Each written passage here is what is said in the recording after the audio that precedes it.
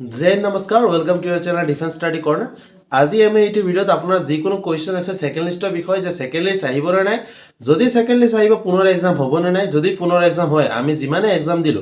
আমাৰ এতিয়া কাট অফটো বাঢ়িব নেকি এইবিলাক কোৱেশ্চনৰ বিষয়ে আমি চৰ্চা কৰিম আমৰা আপোনাৰ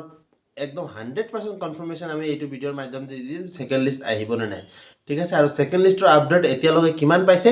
কোনটো পৰ্যায়লৈকে সেকেন্ড লিষ্টৰ প্ৰসেস গৈ পেলাই পাইছে এভৰিথিং আপোনাক এইটো ভিডিওৰ মাধ্যমেৰে আমি জনাই দিম প্ৰথমতে আপুনি ক'ব বিচাৰো যে আপোনাৰ যোনটো ফিজিকেলৰ ৰিজাল্ট আছিল যোনটো এবিইউপি এপিআৰ আৰু কনষ্টেবল লেভেলৰ যিমান এক্সাম হৈছিল তাৰ ফিজিকেলৰ ৰিজাল্ট 12 মাৰ্চত দিয়া হৈছিল ঠিক আছে আউট হৈছিল তাৰ পিছত যেতিয়া 12 মাৰ্চত ৰিজাল্ট আউট হ'ল বহুত সংখ্যক ল'ৰা ছোৱালীৰ নাম আহে আৰু বহুত সংখ্যক ল'ৰা ছোৱালীৰ নাম নাহে হেইটো একদম জেনাৰেল কথা যে 100% ষ্টুডেণ্টৰ নামটো নাহে হয়নে যোনখিনি কাট অফ কোৱালিফাই কৰিব সিহঁতৰ নাম আহিব আৰু যোনখিনি কোৱালিফাই নকৰে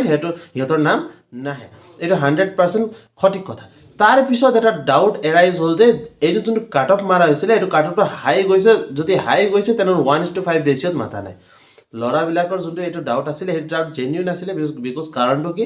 যেহেতু আপুনি সকলোৱে গম পায় অসম পুলিচৰ যিমান আগত ৰিজাল্ট দিয়া হৈছিল সেই সময়ত এনেকুৱা ফিজিকেলৰ কাট অফ কেতিয়াও মাৰা নাই এইবাৰ unexpected very high cut off মাৰা হৈছিল সেই কাৰণে ল'ৰা ছোৱালীৰ মনত এইটো ডাউট আহিছে যে 1:5ত এটা পোষ্টৰ কম্পেৰিজনত 5জন ল'ৰা ছোৱালী মাতিছিলে নাই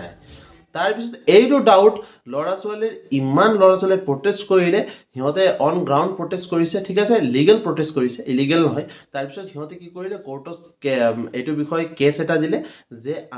আমাক জাজমেন্ট লাগে যে সেকেন্ড লিষ্ট আমাক স্পেশালি আমাক সেকেন্ড লিষ্ট লাগে আৰু আমাক এটা জাজমেন্ট লাগে যে 1:5ত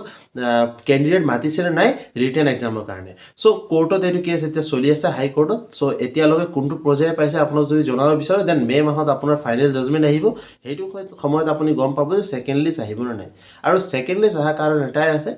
সেকেন্ড লিষ্ট এটাই যদি ডাউটটো ক্লিয়াৰ হৈ যায় তেনেহলে সেকেন্ড লিষ্ট নাহে যদি সেইটো ডাউটটো সঠিক ওলাই যায় তেনেহলে সেকেন্ড লিষ্ট আহিব কি ডাউটটো কি হয় যে 1:5ত ক্যান্ডিডেট মাতিছে না নাই যদি 1:5 ৰেচিঅ'ত ক্যান্ডিডেট মাতা নাই তেনেহলে আপোনাৰ সেকেন্ড লিষ্ট 100% আহিব আৰু কোৰ্টৰ ফালৰ পৰা এইটোৱে জাজমেন্ট আহিব যে সেকেন্ড লিষ্ট দিব লাগে ৰিগাৰ্ডিং দা second cut off okay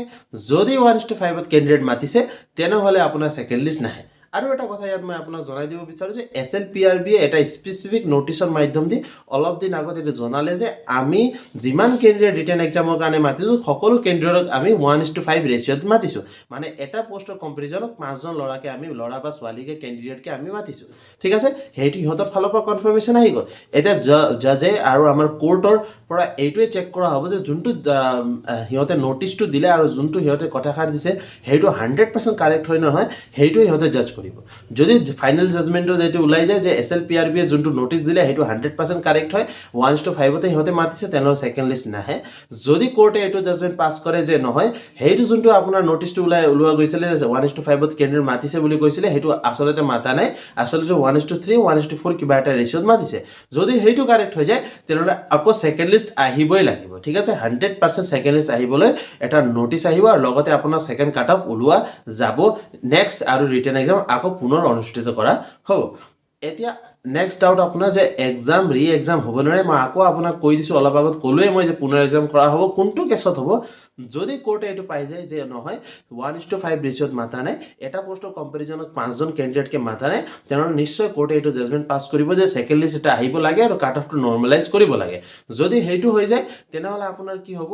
SLPRB এ সেকেন্ড কাট অফ এটা মাৰিব সেকেন্ড কাট অফ লিষ্ট মাৰিব হেইটো কাট অফৰ যোনবিলাক ল'ৰা ছোৱালী এটা কাট অফ এটা লেভেল যোনটো কাট অফ হিহঁতে ৰাখি দিব 1:5 ৰেচিঅ'ত আন্ডাৰত তেনেহলে হেইবিলাক ক্যান্ডিডেট যোনটো হেইটো কাট অফ পাৰ কৰিব যোনটো হিহঁতে ৰাখিব এটা নেক্সট যদি আপোনাৰ এইটো প্ৰুফ হৈ যায় যে 1:5 ৰেচিঅ'ত মাতা নাই কোৰ্টত তেনেহলে হেইটো কাট অফ আন্ডাৰত যোনবিলাক ক্যান্ডিডেট পাস কৰিব কোৱালিফাই কৰিব হেইবিলাক ক্যান্ডিডেটৰ সেকেন্ড কাট অফ লিষ্ট এতিয়া আহিব আৰু যেতিয়া সেকেন্ড কাট অফ লিষ্ট আহিব তেনেহলে নেক্সট ফেজটো আপোনাৰ ৰিটেন এক্সামে হ'ব বিকজ যেতিয়ালৈকে ৰিটেন এক্সাম নহয় সিহঁতে আহি পেলাই আপোনাৰ লগত যোনে ৰিটেন এক্সাম দি গ'ল সিহঁতৰ লগত আকৌ ভাইবাৰ কাৰণে কম্পিট কৰিব নোৱাৰে সিহঁতে ৰিটেন এক্সামটো মাজৰ যোনটো সেকেন্ড ফেজ হয় ফাৰ্স্ট ফেজ কি হয় ফিজিক্যাল সেকেন্ড ফেজ কি হয় ৰিটেন থাৰ্ড ফেজ কি হয় আপোনাৰ ভাইবা সো সেকেন্ড ফেজটো ইহঁতে দিবই লাগিব জাপ মাৰিবলা থাৰ্ড ফেজ ভাইবা লগে পাই না যায় ঠিক আছে সো আপোনাৰ সেকেন্ড ফেজ ইহঁতে অ্যাটেম্প কৰিব লাগিব that is they need to attempt written exam ঠিক আছে ইহঁতে ৰিটেন এক্সাম দিবই লাগিব সো নেক্সট পুনৰ এক্সাম 100% হ'ব যদি সেকেন্ড লিষ্ট আহে এতিয়া আপোনাক কৈ দিব বিচাৰো যে সেকেন্ড লিষ্ট যদি আহিব কাট অফ বাঢ়িব না নিশ্চয় নাবাহে বিকজ কাট অফটো যোনটো সীমাত থাকিব 1:5 ৰেচিঅ'ত যদি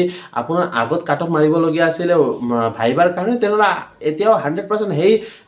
যোনবিলাক ক্যান্ডিডেট কেণ্ডিডেটে এটেম্প কৰিব 1:5 থাকিব হয়নে তাৰপিছত আকৌ 1:2 ৰেচিঅ'ত আপোনাৰ কাট অফ ওলাই পেলাই ভাইবাৰ কাৰণে মাৰিব ঠিক আছে আৰু যেতিয়া ভাইবাৰ কাৰণে কাট অফ মাৰিব তাৰপিছত যোনবিলাক কেণ্ডিডেট ভাইবাৰ নাম আহিব সিহঁতে ভাইবা এক্সাম দিব তাৰপিছত ঘৰত বহি থাকিব যেতিয়া ৰিজাল্ট আহিব সেইটো ৰিজাল্ট আপোনাৰ কি হিচাপত আহিব সেই হিচাপত আপুনি এপইণ্টমেণ্ট ল'বলৈ যাব যদি কোৱালিফাই হৈ যায় এপইণ্টমেণ্ট ল'বলৈ যাব যদি কোৱালিফাই নহয় ডিছকোৱালিফাই হৈ যায় তেনেহ'লে নেক্সট টাইমৰ কাৰণে আৰু ভালকৈ প্ৰিপাৰেশ্যন কৰিব আৰু এপইণ্টমেণ্ট লৈ দেখাব ঠিক আছে এইটো আপোনাৰ থিংকিং হ'ব লাগে অ'কে চ' এতিয়াৰ কাৰণে ডাউটটো এৰি দিয়ক যে ছেকেণ্ড লিষ্ট আহিব নে নাই নিশ্চয় আপুনি মে' মাহত যোনটো ফাইনেল জাজমেণ্ট আহিব হাইকোৰ্টৰ ফালৰ পৰা সেই জাজমেণ্টত আপুনি গম পাই যাব ছেকেণ্ড লিষ্ট আহিব নে নাই ঠিক আছে যদি 1:5 মাতা নাই তেনেহ'লে ছেকেণ্ড লিষ্ট আহিব যদি মাতিছে তেনেহ'লে নিশ্চয় আপোনাৰ ছেকেণ্ড লিষ্ট নাহে চ' এইটোৱে ভিডিঅ'ৰ মাধ্যমেদি আপোনাক আপডেট দিবলগীয়া আছিলে এনেকুৱা আপডেটৰ কাৰণে চেনেলটো ছাবস্ক্ৰাইব কৰিব ভিডিঅ'টো ভাল লাগিলে ভিডিঅ'টো লাইক কৰিব আৰু যিমান আপোনাৰ কেণ্ডিডেট আছে ভাইটি ভণ্টি দাদা ফ্ৰেণ্ড যোনে আপোনাৰ এইবাৰ ABOB APR কনষ্টেবল লেভেলৰ যিমান পদ আছিলে 6 এপ্ৰিলত যদি সিহঁতে লিখিত পৰীক্ষা দিছে সেই লিখিত পৰীক্ষাত দিয়াবিলাক কেণ্ডিডেটৰ লগত এই ভিডিঅ' শ্বেয়াৰ কৰক বিকজ সিহঁতৰ কাৰণে এই ভিডিঅ' বহুতেই ইউজফুল হ'ব আজিৰ কাৰণে ইমানে আছিলে জয় হিন্দ জয় ভাৰত